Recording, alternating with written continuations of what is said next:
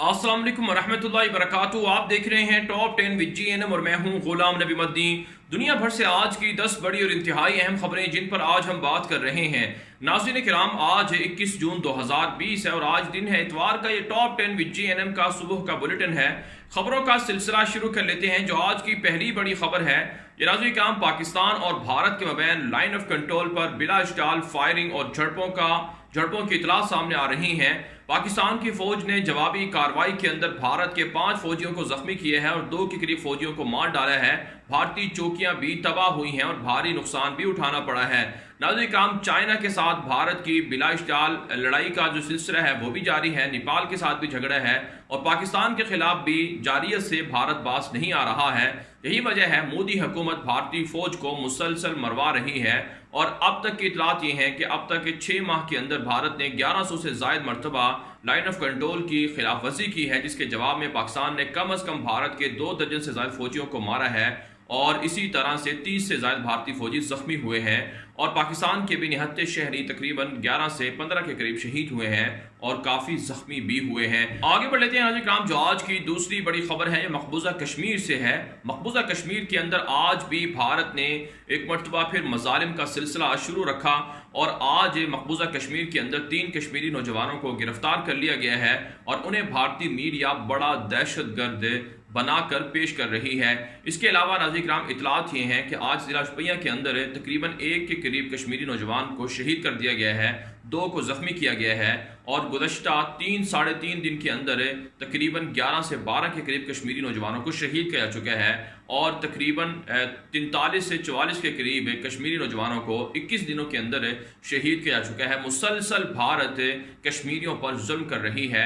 इसकी नाज़रीन किराम जो अहम और बड़ी वजह है वो ये है कि भारत चीन के साथ जो लद्दाख के अंदर लड़ रहा है, पाकिस्तान के खिलाफ LOC पर जो भारत जारियत करता है और इसी तरह से नेपाल के साथ जो झगड़ा है, इन सारे मामलात की जो मरकजी जड़ है वो मकबूजा कश्मीर है। क्योंकि भारत को खतरा है कि मकबूजा कश्मीर अगर उनके हाथ से निकल गया तो चाइना भी उनके इलाकों पर कब्जा करेगा, पाकिस्तान भी कब्जा करेगा, नेपाल भी करेगा। यही वजह है नाज़रीन किराम के मकबूजा कश्मीर के अंदर मोदी दहशतगर्द हुकूमत ने इसराइल के साथ इत्तेहाद करके इसराइली फौजियों को भी मकबूजा कश्मीर बुला रखा है। इतलात ये सामने आ रही हैं कि इसराइली फौजी भारतीय फौजियों को ट्रेनिंग देने के लिए वहाँ कश्मीर के अंदर मौजूद हैं और दिखाई भी दे रहे हैं।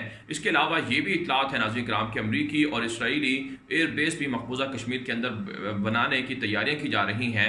यही वजह है वहाँ पर अब निहत्ते कश्मीरियों के खिलाफ इतने जुल्म किया जा रहा है कि रोज़ाना की बुनियाद पर 2, 4, 5 कश्मीरियों को शहीद कर दिया जाता है। नाज़रीन काम इस वक्त मौका है पाकिस्तान के पास कि वो भारत की, इसराइल की, अमेरिका की और दीगर दुश्मनों की जो साजिशें हैं पाकिस्तान के खिलाफ उनको हमेशा के लिए ख़त्म कर दे और कश्मीर के अंदर पाकिस्तान की फ़ौज को उतार कर कश्मीरियों को आज़ादी दिलवाए। और पाकिस्तान चीन के साथ मिलकर यही जो मनसूबा है इसे शुरू भी कर चुका है। आगे बढ़ लेते हैं नाज़रीन काम। जो आज की तीसरी बड़ी खबर है ये अफगानिस्तान से है। अफगानिस्तान के अंदर तालिबान का जो सियासी दफ्तर है दोहा में, उन्होंने तस्दीक की है कि पाकिस्तान के हुकाम के जो खुसूसी वफद था, मंदूब जो मोहम्मद सादिक है, उन्होंने तालिबान लीडरों से मुलाकात की है और पाकिस्तान ने अफगानिस्तान की आवाम की मदद के लिए अपने बॉर्डर खोल दिए हैं। तिजारती सरगर्मियाँ शुरू हो गई हैं और पाकिस्तान से जो खुराक और दीगर ज़रूरियात ज़िंदगी हैं वो अफगानिस्तान पहुँच रही हैं, जिस पर तालिबान ने पाकिस्तान का शुक्रिया भी अदा किया है। इसके अलावा नाज़रीन किराम इंटर अफगान मुज़ाकरात के हवाले से काबुल इंतज़ामिया ने बयान दिया है कि जब तक कैदी सारे के सारे रिहा होंगे तभी जाकर इंटर अफगान मुज़ाकरात शुरू होंगे। गोया कि काबुल इंतज़ामिया अब तालिबान की जो बयान था या बयानिया था उसे तस्लीम कर रही है। नाज़रीन किराम इतलात ये हैं कि रात के तालिबान के मुख्तलिफ हमलों में 10 के करीब जो काबुल इंतज़ामिया के फौजी और पुलिस एहलकार हैं उन्हें मार डाला गया है और 3 से 4 चौकियाँ भी तालिबान ने फतह करके कब्जे में ले ली हैं। इसके अलावा जो सरेंडर करने वालों का सिलसिला है वो तकरीबन उनकी तादाद 15 के करीब बताई जाती है।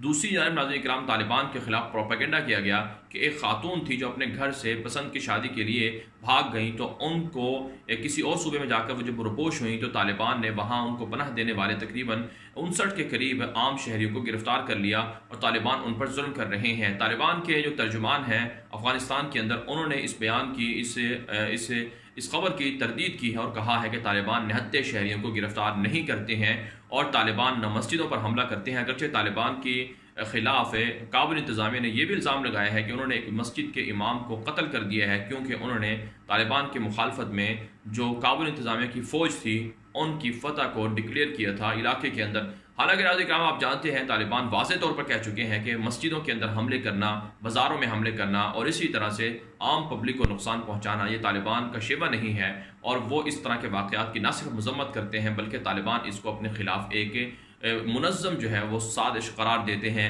آگے بڑھ لیتے ہیں ناظرین کرام، جو آج کی چوتھی بڑی خبر ہے یہ بھارت سے ہے۔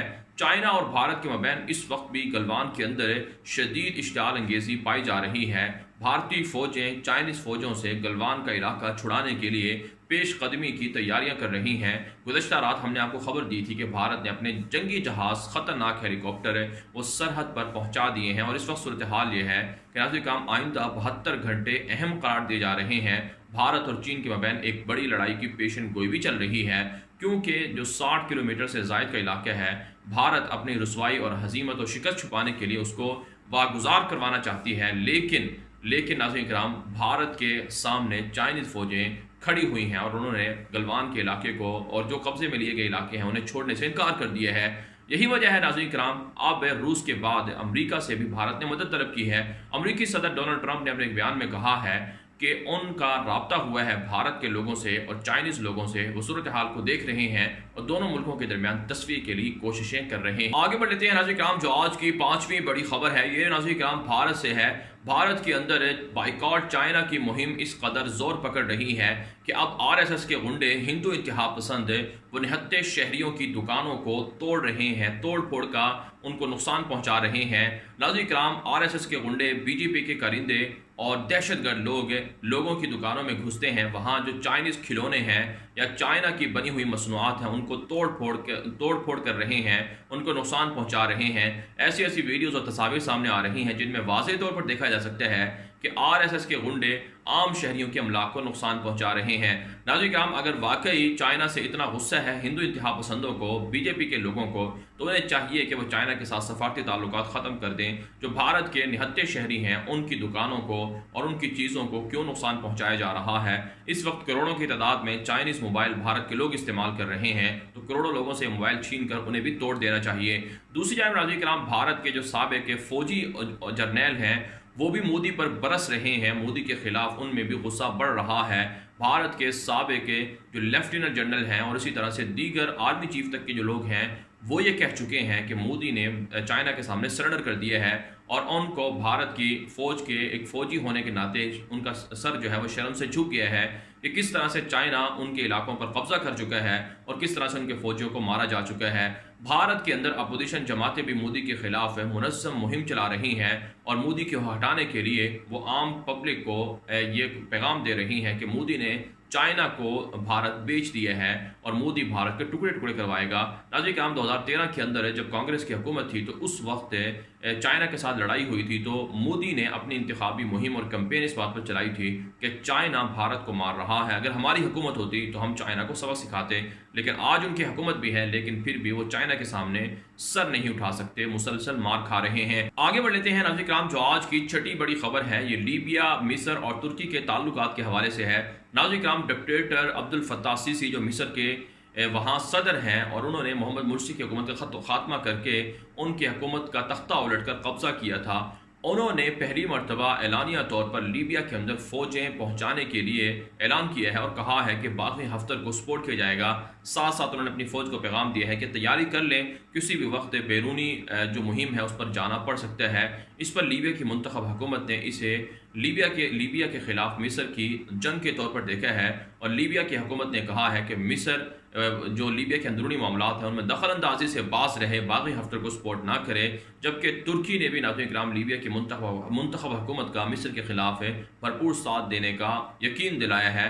آپ جانتے ہیں ناظرین کرام مصر کے ڈکٹیٹر عبد الفتاح السیسی متحدہ عرب امارات، سعودی عرب، فرانس، اسرائیل اور یونان وغیرہ یہ سارے ملک باغی ہفتر کو سپورٹ کر رہے ہیں، اور ان کے مقابلے میں ترکی کی حکومت لیبیا کی منتخب وفاقی حکومت جن کی سربراہ فائد السراج ہیں ان کو سپورٹ کر رہے ہیں۔ تو یوں ناظرین کرام آنے والے دنوں میں ترکی اور مصر کے درمیان بھی اشتعال انگیزی زیادہ بڑھنے کا امکان ہے۔ آگے بڑھ لیتے ہیں ناظرین کرام، جو آج کی 7ویں بڑی خبر ہے یہ امریکہ سے ہے۔ امریکی صدر ڈونلڈ ٹرمپ اور امریکہ کی فوجی ادارے پینٹاگون اور اسی طرح سے وہاں عام جو بیوروکریسی کے ادارے ہیں ان کے درمیان اختلافات بڑھ چکے ہیں۔ امریکی صدر اٹارنی جنرل کو ہٹانا چاہتے ہیں کیونکہ وہ ان کے ساتھیوں کے خلاف جرائم کی تحقیقات کر رہے ہیں۔ जबकि नाज़रीन किराम पेंटागन के अहदेदारों को भी अमरीकी सदर पहले हटा चुके हैं। इसके अलावा नाज़रीन किराम जो अमरीका के साबिक़ सलामती के मुशीर थे जॉन बोल्टन, उनके और ट्रंप के दरमियान इख्तलाफात इस कदर सामने आ चुके हैं कि ट्रंप ने धमकी दी है कि उनको भारी कीमत चुकाना पड़ेगी जो किताब वो सामने ला रहे हैं, जिसमें वाशिंगटन के अंदर वाइट हाउस के अंदर की जो कहानियाँ हैं, जो मुख्तलिफ मुल्कों के साथ है, जो पॉलिसियाँ हैं, उनके हवाले से तहलका खेज़ इंकशाफात हैं।